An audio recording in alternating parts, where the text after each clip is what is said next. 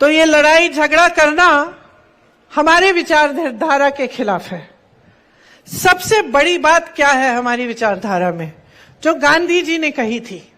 गांधी जी ने कहा था कि गांव को मजबूत बनाओ, गांव को सशक्त बनाओ, जनता का जो पैसा है, जो जनता की संपत्ति है, वो वापस जनता की जेब में डालो।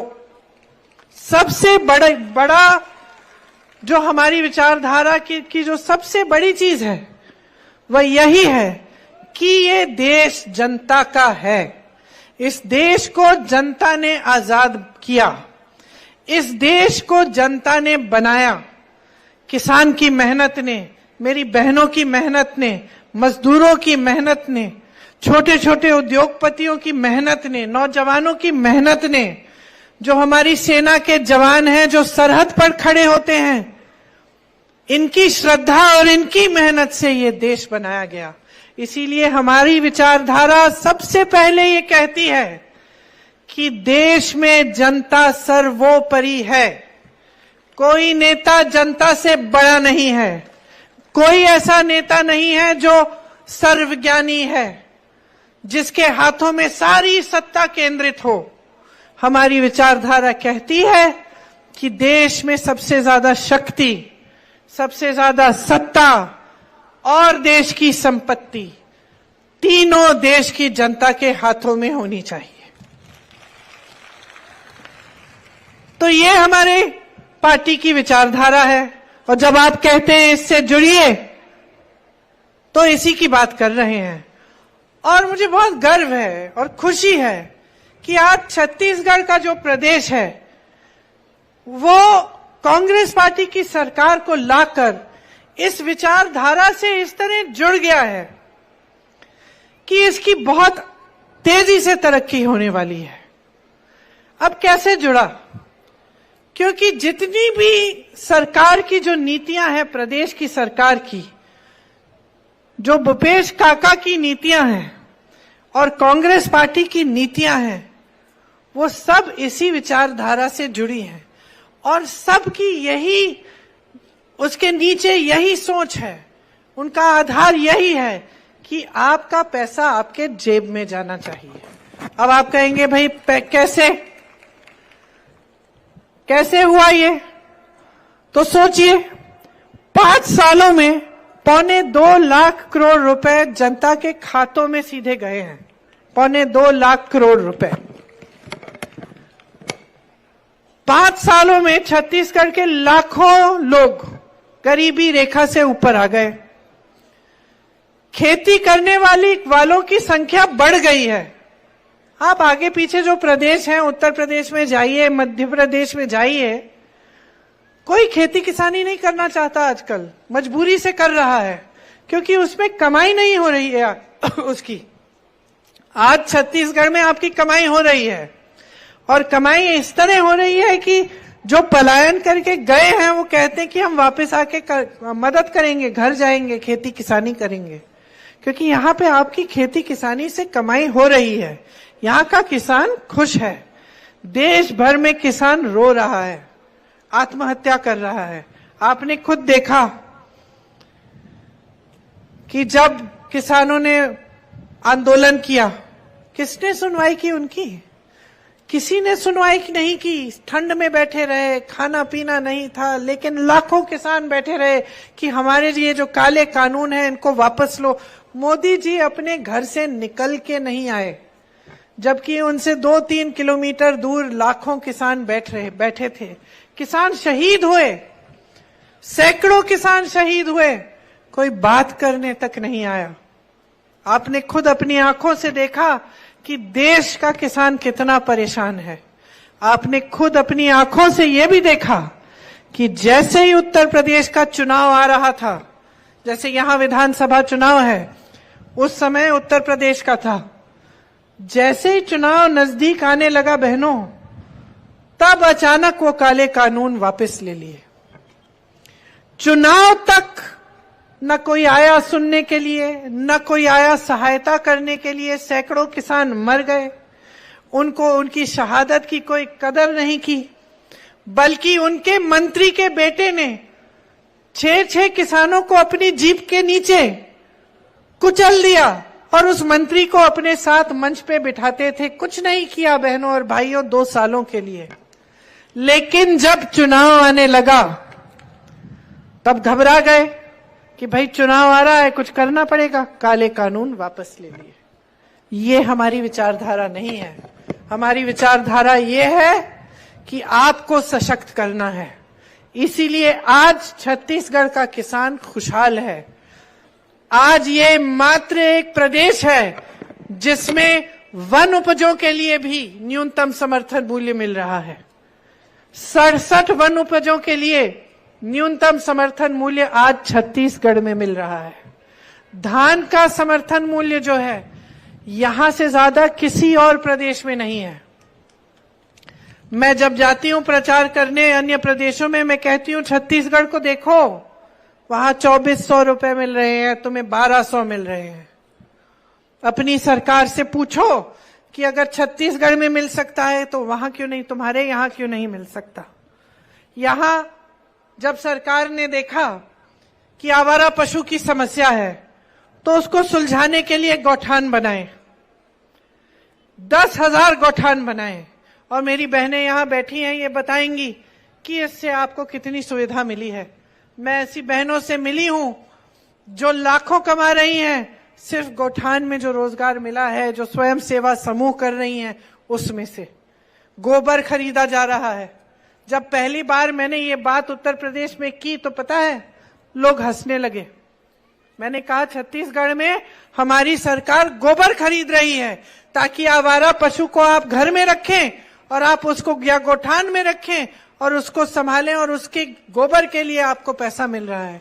तो लोग हंसे मेरी बातों पे, उनको यकीन नहीं आया कि ऐसा भी हो सकता है कि एक सरकार ने इतनी गहराई से आपकी समस्या को सुलझाने की कोशिश की। उनको तो समझ में ही नहीं आई ये बात। वो बेचारे तो दिन रात खेती में बैठते थे, महिलाएं पूरे दिन, बहनें पूरे दिन बैठती थी धूप में अपनी खेतों की रखवाली करने के लिए। और जब घर आती थी, घर का काम को निपटना, बच्चों की परवरिश करना, जब घर आती थी तो उनके पति मेरे किसान भाई रात भर पहरेदारी करने के लिए खेतों में बैठे रहते थे। ये स्थिति है आसपास के प्रदेशों में। यहां जहां आपके लिए मोबाइल अस्पताल बनाए गए जिससे 1 करोड़ से अधिक लोगों को सुविधा मिली, जहां कांग्रेस के अन्य प्रदेशों में 25-25 लाख तक मुफ्त इलाज हो रहा है, आप भाजपा के प्रदेशों में देखिए, जैसे ही कोई बीमार पड़ता है तो दिल में इतनी घबराहट, इतना टेंशन होता है कि किस तरह से इलाज कराएंगे। सरकार से कोई सुविधा नहीं मिलती। जो अस्पताल थे आप मध्य प्रदेश में देखिए, भाजपा की सरकार है, आपको मालूम है कि वहां की जो स्वास्थ्य व्यवस्था है हर स्तर पर उसमें पद खाली हैं। अस्पताल में जाते हैं, डॉक्टर नहीं मिलता, मजबूरी में प्राइवेट जाना पड़ता है, प्राइवेट में खर्चा करना पड़ता है, कोई जमीन बेचता है, कोई कुछ और बेचता है अपना इलाज कराने के लिए। जबकि सरकार का काम है कि आपके जीवन की मुश्किलों में आपका साथ दे, वो भूल गए हैं क्योंकि उनकी विचारधारा ये नहीं है। उनका क्या हो गया है बहनों और भाइयों, एक बुरी आदत डल गई है। और ये आदत डल गई है कि चुनाव आते हैं, खोखली घोषणाएं हो जाती हैं। चुनाव की तैयारी में लोगों को लड़ाया जाता है, धर्म की बात शुरू हो जाती है। धर्म की बात देखिए, कोई भी करता है तो हम हिंदुस्तानी हैं, हम सबके दिल में ये बात जरूर हमें लगती है। तो ये क्या करते हैं, ये धर्म की बात शुरू करते हैं, आपको उकसाते हैं, आपके जज्बातों को उभारते हैं और उसके आधार पर आपका वोट लेते हैं।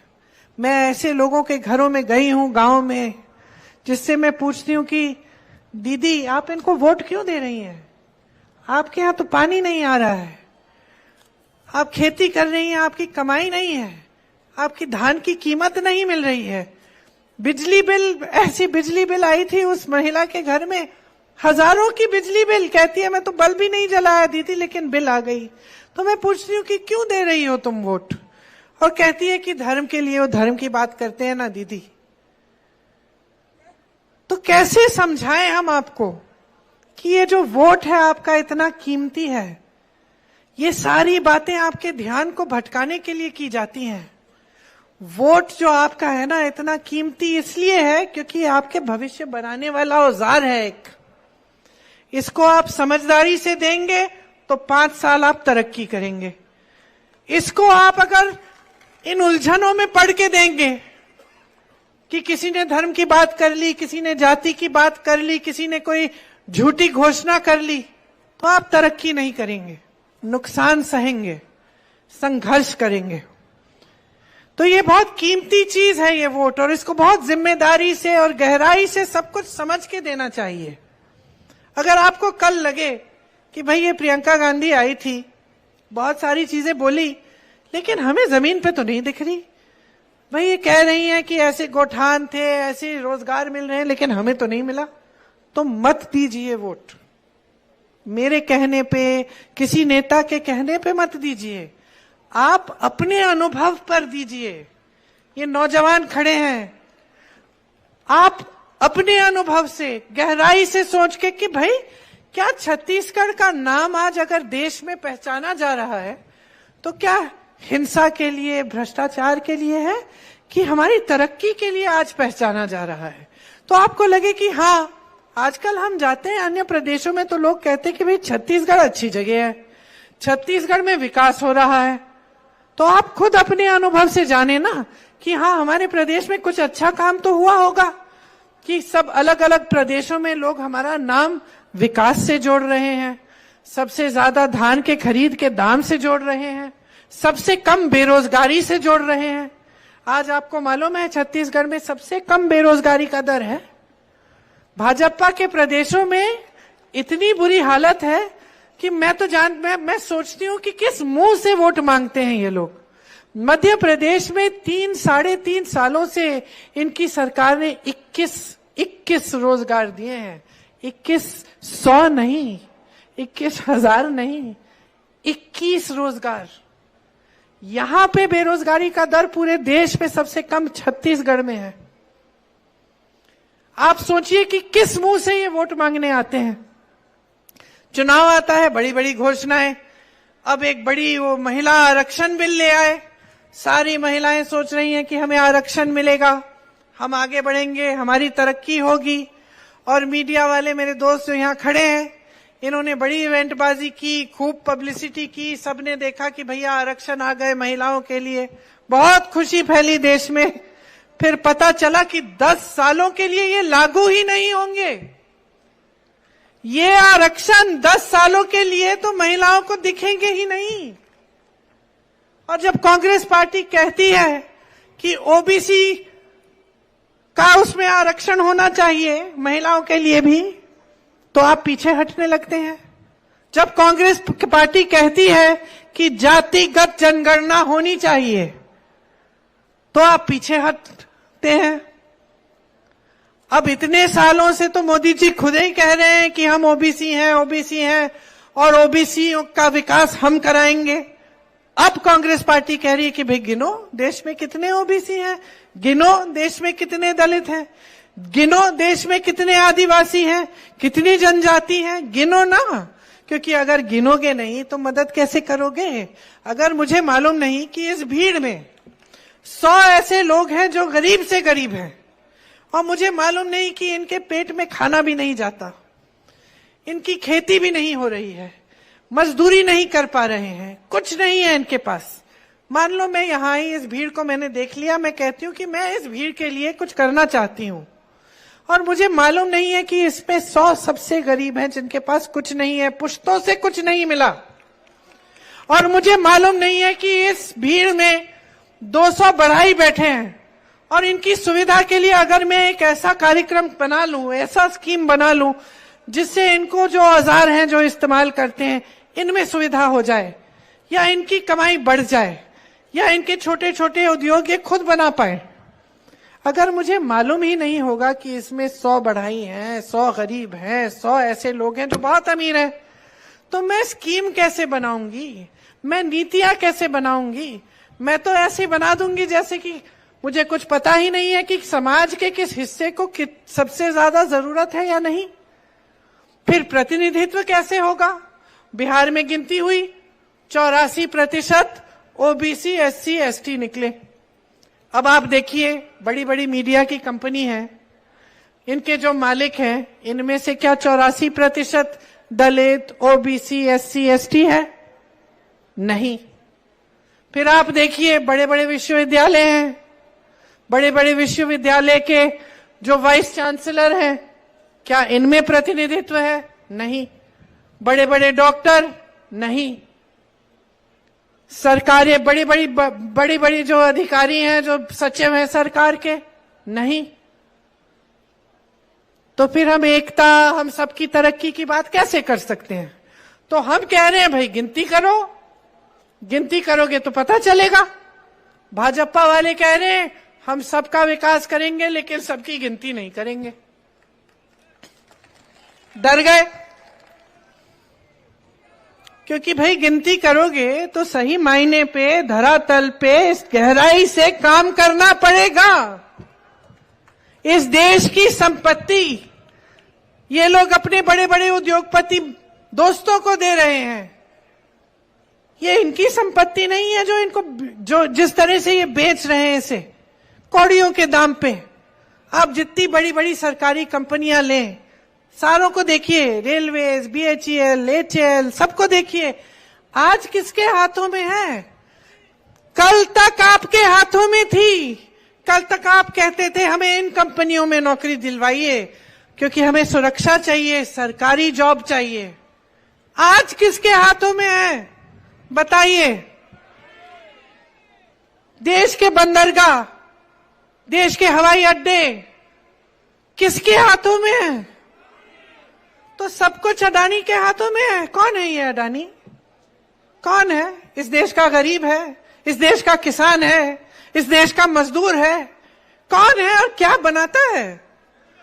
एक जमाने में बड़े बड़े उद्योगपति टाटा, बिरला होते थे, अभी भी है, लेकिन एक जमाने में आपको मालूम था कि भाई टाटा ट्रक बनाते हैं, गाड़ियां बनाते हैं।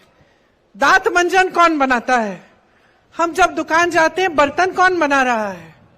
कपड़ा कौन बना रहा है? आप जानते थे कि ये बड़े बड़े उद्योगपति हैं, ये काम करते हैं और ये हमारी सुविधा के काम है। जो बनाते हैं वो चीजें हमारी काम आती हैं। आज बताइए जी, अडानी अंबानी जी क्या बनाते हैं? क्या बनाते हैं? कोई बताएगा क्या बनाते हैं?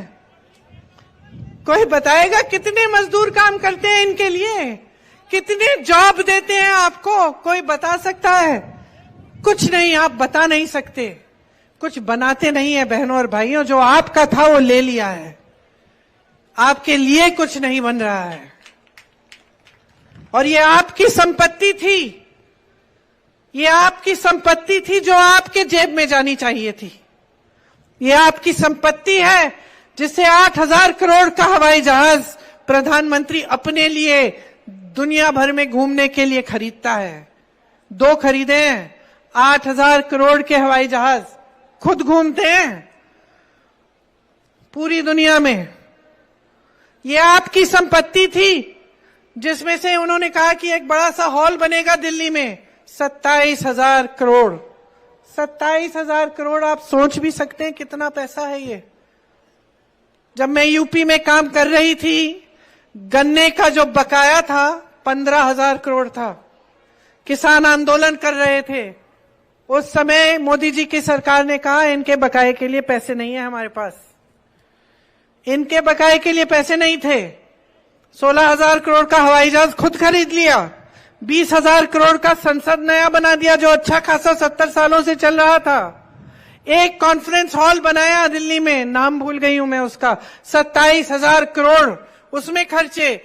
G20 में दुनिया भर के राष्ट्रपति प्रधानमंत्रियों को बुलाया, अपना बड़ा इवेंट किया, अपना मान सम्मान बढ़ाया। ठीक है, देश का भी बढ़ा, अच्छा है, लेकिन इतना खर्चा, हर चीज में हजारों करोड़ रुपए, किसके पैसे हैं? मैं आपसे पूछ रही हूं, किसके पैसे हैं? किसके? अडानी के? किसके? मोदी जी के? फिर किसके?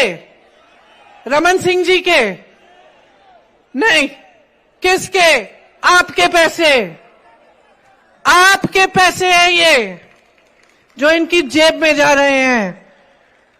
आपके पैसे हैं, सतर्क बन जाइए। ये जो कहते हैं ना कि सरकारी कर्मचारियों के लिए पेंशन के पैसे नहीं हैं, इनसे कहिए उन उद्योगपतियों के कर्जे माफ करना बंद करें, किसानों के कर्ज माफ करें और पेंशन दें सबको। हिम्मत है? नहीं है, क्योंकि मेरे भाई सही कहते हैं, आज तो ये खुद ही सरकार नहीं चला रहे हैं, इनकी सरकार भी अडानी जी चला रहे हैं। डरते हैं ये उनसे। हिम्मत नहीं है बहनों और भाइयों, और आपकी संपत्ति छीनी जा रही है। ये भाजपा की जहां जहां सरकारें हैं, गरीब से, किसान से, मजदूर से, मिडिल क्लास से संपत्ति छीनकर बड़े बड़े उद्योगपतियों को मिल रही है। आप ध्यान से इनकी बातों को सुने, आप इनकी घोषणाओं को देखिए, आप इनकी सरकार के कार्यकाल को समझिए, तो यही बात समझ में आएगी। और जब मैं कहती हूं कि छत्तीसगढ़ में कांग्रेस की सरकार ने आपकी संपत्ति वापस आपके जेब में डाली है, तो मैं इसलिए कहती हूं क्योंकि ऐसी स्कीमें बनी हैं जिससे आपके गांव मजबूत हुए हैं, जिससे आपको ग्रामीण रोजगार मिला है, जिससे आपके किसान मजबूत हुए हैं, जिससे मेरी बहनें मजबूत बनी हैं कि गर्व से खड़ी होकर कह सकती हैं, मैं 1 लाख रुपए कमाती हूं गोठान में काम करके, कि मेरा स्वयं सेवा समूह 6 लाख रुपए कमाता है। गर्व से खड़ी होती हैं। आज छत्तीसगढ़ को पूरा देश देखता है। दुनिया भर के जितने भी आदिवासी लोग हैं, वो छत्तीसगढ़ की ओर देखते हैं। आज बस्तर का नाम हिंसा से नहीं जुड़ा, आज बस्तर का नाम मिलेट से जुड़ गया है, रागी से जुड़ गया है। ये रागी दुनिया की बड़ी बड़ी दुकानों में बिक रही है, मेरे घर में मैं खाती हूं आपकी उगाई हुई रागी। क्योंकि छत्तीसगढ़ में, बस्तर में समस्या थी, सरकार ने कहा हम इसको सशक्त बनाएंगे, बस्तर के लोगों को सशक्त बनाएंगे। सबसे बड़ा मिलेट प्रोसेसिंग का प्लांट लगा दिया। आज जो आपकी उपज है, मिलेट, कोदा, ये सब दुनिया भर में बिक रही है। अच्छी पैकेजिंग हो रही है, अच्छी मार्केटिंग हो रही है। देश भर से नौजवान आपकी तरफ देखता है कि छत्तीसगढ़ में बेरोजगारी कम है। आंगनबाड़ी की जो महिलाएं हैं, उनका मानदेय बढ़ाया, दाई दीदी क्लिनिक शुरू कराई, सरकारी कॉलेज में लड़कियों को स्नातक तक मुफ्त शिक्षा दिलवाई, स्वामी आत्मानंद स्कूलों में 50% महिलाओं को आरक्षण दिया, बेटियों की शादी के लिए पैसे दिए। ये किसके पैसे हैं? ये किसके पैसे हैं जो आपको मिल रहे हैं? आपके पैसे हैं, ये आपका हक है, आपका अधिकार है। इसलिए कांग्रेस आपके हक और आपके अधिकार को पहचान के ये पैसे आपको लौटा